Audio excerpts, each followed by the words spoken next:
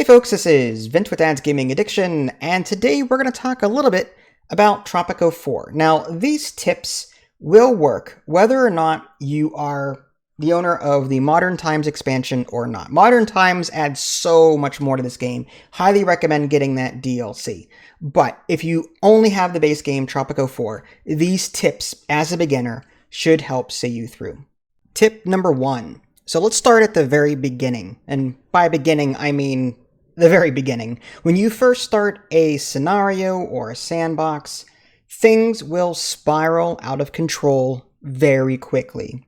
If you're not on top of the money making or the economy part of it, or if you're not on top of keeping your people happy, you will spiral out of control and lose straight away. The very beginning of a scenario or a sandbox mode, it is by far the most important part of the entire playthrough.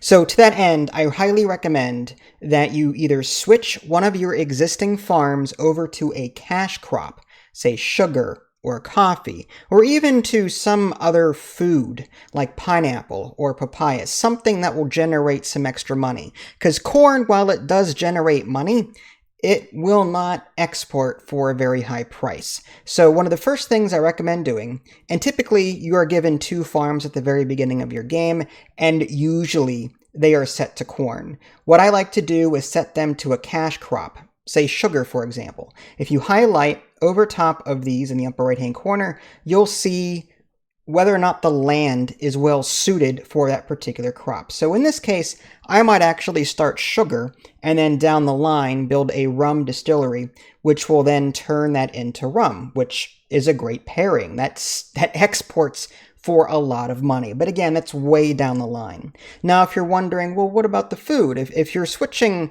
one of these 2 corn farms over to a cash crop like sugar, then what about feeding my people?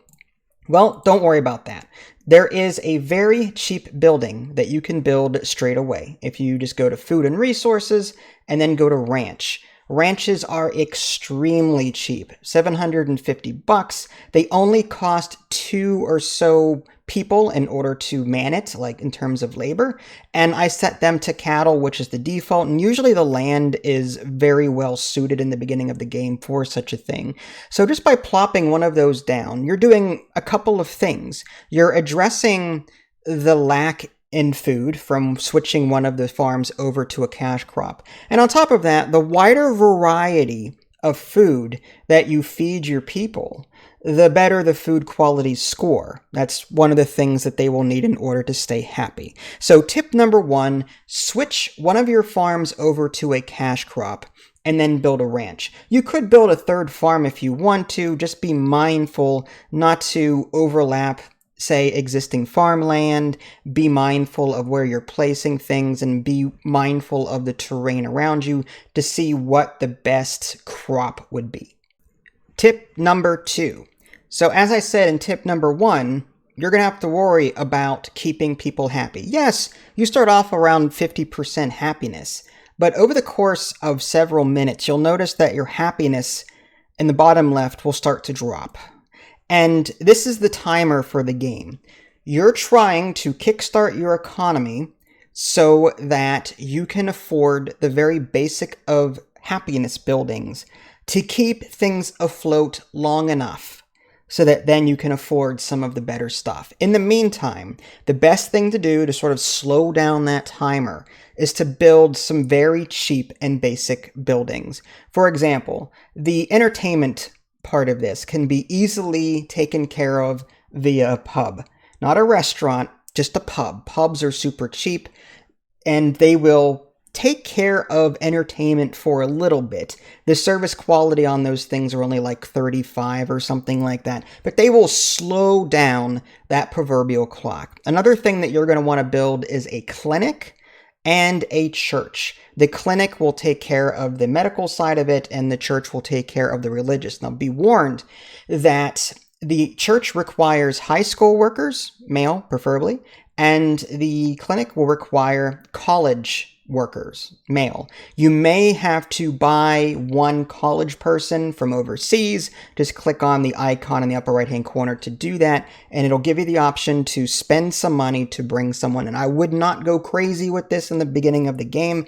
You don't have a whole lot of money to play around with. I typically, if there are no college people on my island at the start, or at least men, college people, then I will hire one college male to fill that slot, and also one high school male in order to fill the church slot. That way I can at least service people, albeit a little bit more slowly, but at least it's doing its job and it's sort of slowing down that particular timer.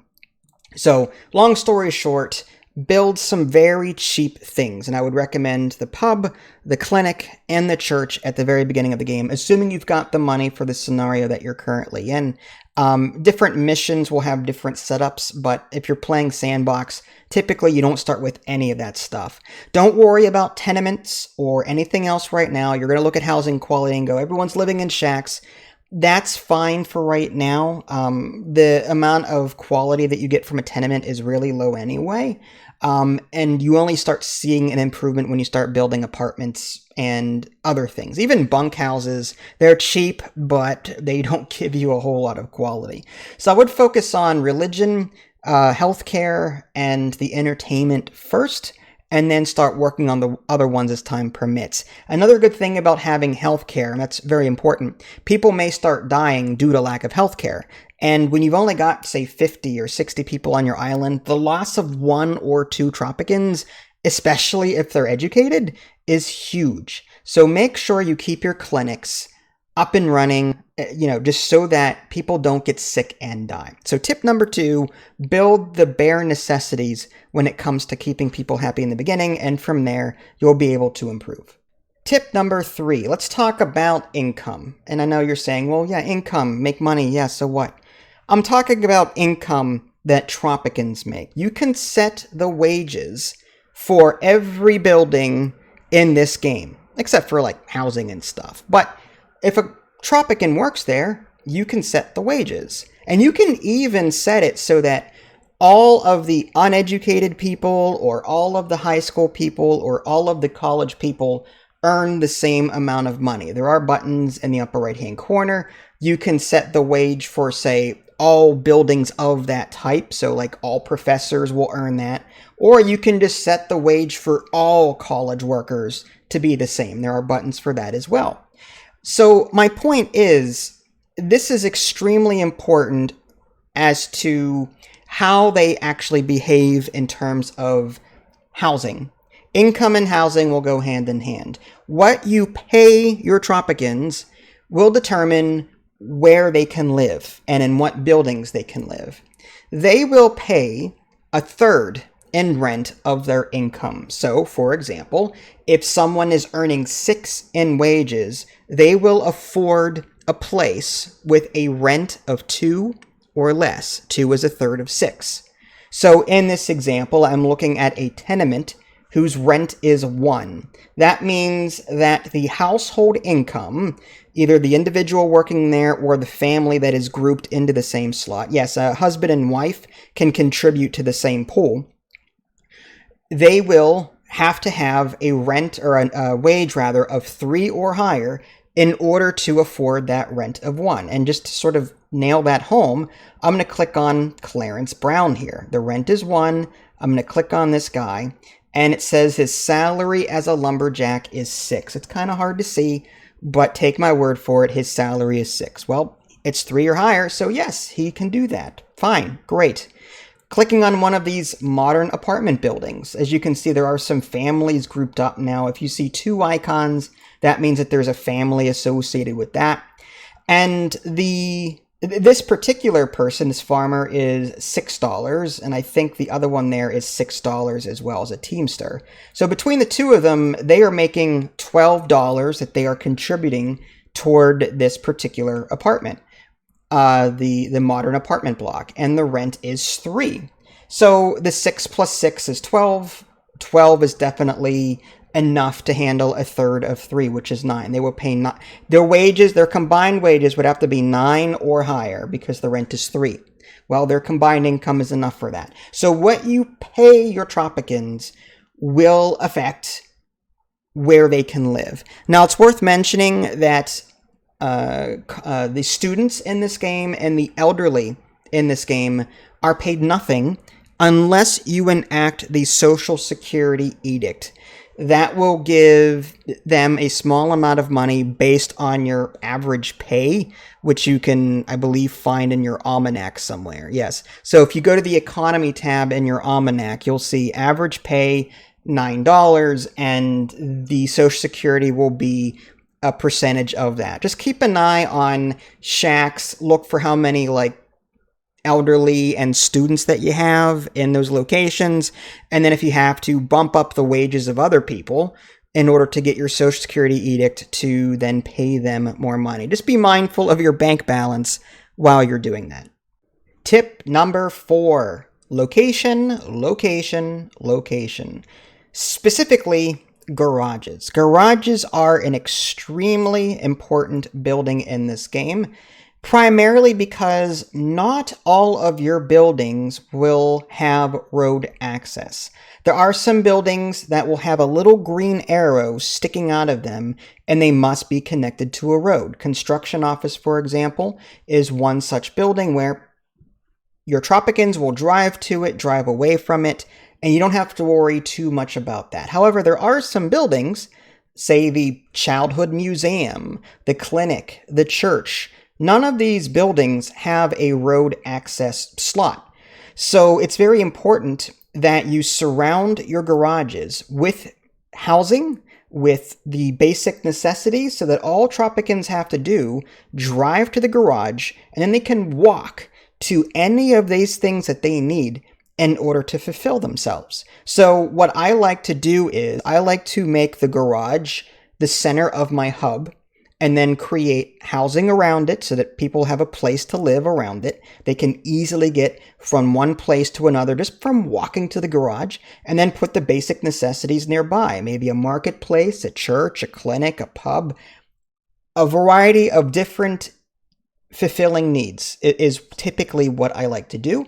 And that, for the most part, will take care of a lot of complaints. Putting people out in a no man's land, putting a workplace out in a no man's land is a great way to make it not profitable. People in this game prefer to live near where they work. So if you see a lot of shacks popping up in one particular spot, go ahead and put a garage there, and also put some maybe tenements nearby or some other type of housing, better ones if you can afford it, in order to solve that particular problem.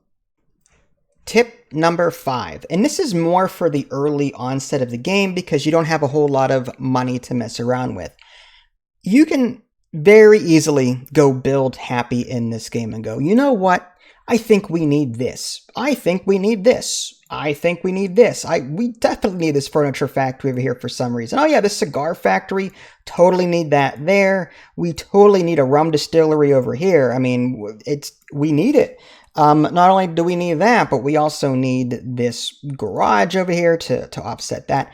Note that I have now constructed 3 buildings that cost what? That was what, $10,000-$20,000. That was $10,000-$20,000.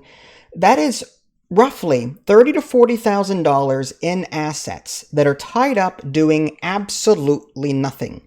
Unless you plan to fast build them, this is a mistake. Do not build more than what you can afford. I primarily like to stick to 1 or 2 buildings at a time because building is not instantaneous in this game. Even if you've got 3 or 4 construction offices scattered around the island, it's still going to take time for your construction workers to go to that location and actually construct that building. Some buildings take longer than others to construct. But think of it. You've got $30,000 or $40,000 just sitting there, unused, doing nothing. I would rather build 1 or 2 buildings, wait for that to be done, and now my money that I've spent is now being put to use. But it's just weird for me anyway, to throw all of this money into an investment that won't pay off for quite a while. So my tip number 5 would be stick to building 1 or 2 buildings at a time unless you're sure that you can handle the load or if you plan to fast build them because you've got some extra cash to burn. Tip number 6 also is geared more toward the beginning of the game. I prefer to freeze my spending when my bank gets to about 5,000 or less. Again, this number will change as the game goes on. The reason I say 5,000 in the very beginning of the game is because in the very beginning of the game, you're not going to have a whole lot of income. Your economy is going to be very slow at the start. There will be financial aid trickling in from the US and the USSR. And that sort of ties me to my next point. By going bankrupt, you actually hurt your relationship with the foreign factions. And you'll go from, say, warm or excellent or even neutral to a bad rating. And this will actually affect how much financial aid they send you. On top of that, being in debt, you'll lose respect with your Tropicans. So long story short, being in debt is bad. And I know what you're saying, well, I've got 5,000, so what? Like I said, it takes time for your ships to get to port and then for your goods to be exported, especially in the beginning of the game. It's really slow. So there's still maintenance to pay while you're waiting. By going to the economy tab, you can see the island expenses, player expenses, and you'll see that your 5,000 will quickly go to 4,000 and to 3,000 and to 2,000. And then you're like, oh boy, I hope we export these goods before this reaches 0. So long story short, give yourself a little bit of leeway. Don't stop spending at like $0. Pick, say, 5,000, stop spending. And then when the next financial aid comes in or the next big export goes out, that's when you can start building again. Tip number 7. Let's say that you do have money to spend, but you don't know if you should, if you should spend it. Here's the thing. The first thing I do, and I know the almanac has a lot of information in it, there is one very important place to go to. I check this on a regular basis. Go to the economy tab and check your unemployed. If you've got a lot of unemployed, then you're going to need more workplaces. Start focusing on those. Preferably, if you need money, build up an income. Get some more exports, cash crops, other structures that will generate income. If your approval rating is looking a little low, then maybe some entertainment buildings, but make sure you check your income versus your expenses to make sure that you can afford such a thing, because maintenance will sneak up on you. If your unemployed is sitting around 0, or if your free job positions are really high, so if you've got like 2 or 3 unemployed and 15 free job positions, that means you've got all these buildings without workers in them. So stop creating buildings that require workers. Use this time to focus on your housing and get that under control. Let some more immigrants come to your island, and then when you start seeing a bunch of unemployed again, go ahead and create some more jobs for your people. Tip number 8. High schools and colleges. This is going to be important in the early to mid game. Don't build them too quickly because they are expensive. High schools will allow you to train new high school workers, and your colleges will allow you to train new college workers. There are some situations where you might have too many professors and no students. You can limit how many professors actually work at that building just by clicking on that particular build slot and sort of limiting what they can go. So, for example, I can right-click on that little slot and disable it, and now I only have 3 college workers there instead of 4. So I would definitely build these around, say, early to middle game when you have the money. It'll save you the fees for paying to bring people in. And because people can die in this game, there's a chance that you might lose an educated worker, in which case you have to pay again to bring them in. Why not create a renewable source of educated people rather than having to pay for them all the time? It just makes more sense. There is an option in the immigration building to bring in skilled workers. they're somewhat reliable, but not really. I just recommend high schools and colleges, get those going around early to mid game, and maybe reduce the amount of slots if you don't have a whole lot of students, so that all of these college people and professors and high school teachers, they're not sitting there making a crap ton of money for doing nothing. It's a good idea to sort of limit what they're doing. Just go ahead and right click on their portraits and just block them off. And that will prevent them from coming there and working in the future. 2 teachers is more than enough for, an empty classroom, in my opinion. You could, if you wanted to, build a grade school that's primarily for the kids. I see this as a side thing. You don't really need to do it. I say the high school and the college, that's the way to go. Tip number 9. Let's talk a little bit about tourism. I only recommend dabbling in tourism, especially if you're new, until the rest of your island is financially stable. Reason being, when you're creating tourist docks and attractions and different things to make your tourists happy, it's very easy for you to go into the negative or to have your people go unhappy because you've been ignoring them.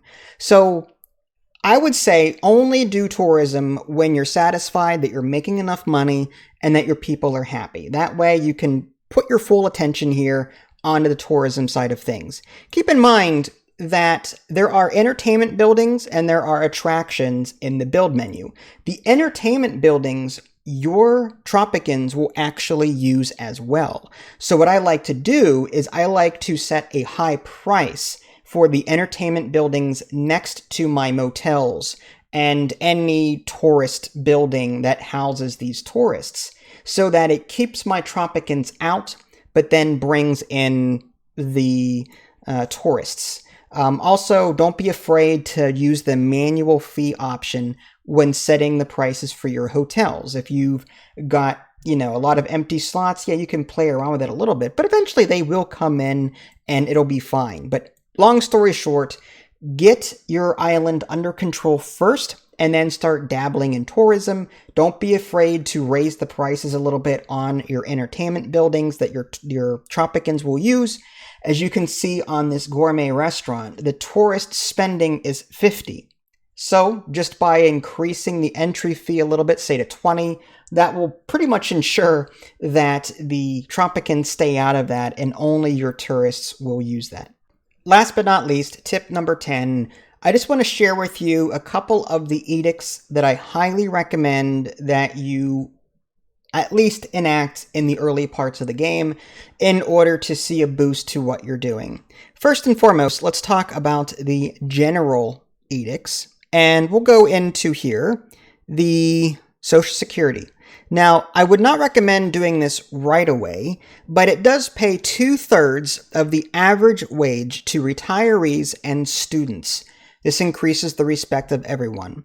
As I said earlier, your students and the elderly will not pay rent.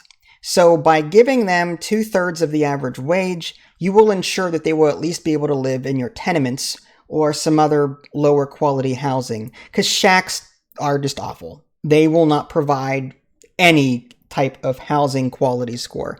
So Social Security is a good way to combat that. Just be warned that, again, like all edicts in this game, or most edicts, it's quite expensive to do, so I would only start doing Social Security when your island starts getting bigger and your economy is a bit more under control. One that I can't recommend enough is the literacy program in the early onset of the game. All workers and students gain experience 30% faster, may be canceled at any time. Just any type of education in this game is extremely important, especially if you got your own high school and your own college. It just makes things flow a whole lot better. Your buildings will get filled sooner because your educated workers are being trained faster. It's an all-around good edict, and I highly recommend that one. The last one that I would recommend is under Foreign Affairs and USSR Development Aid. This is a early one that you'll probably want to take. It grants permanent 50% discount for tenements and apartments. Tenements and apartments are the very first buildings that you will typically construct so that your Tropicans can live in them. And what's wrong paying $2,000 now to get a 50% discount on tenements and apartment. That will pay for itself extremely quickly. So those are the 3 edicts I would highly recommend looking at. Again, the USSR development aid, probably the soonest, Social Security much later on, and then the literacy program whenever you start getting your high school and colleges all set up. And there you have it. Hopefully you found these tips helpful. If you guys haven't already, subscribe to me on Twitch and YouTube. That way you can stay up to date with any new content I've been published. This is Vince. Thanks for watching, and I'll catch you all next time. Take care.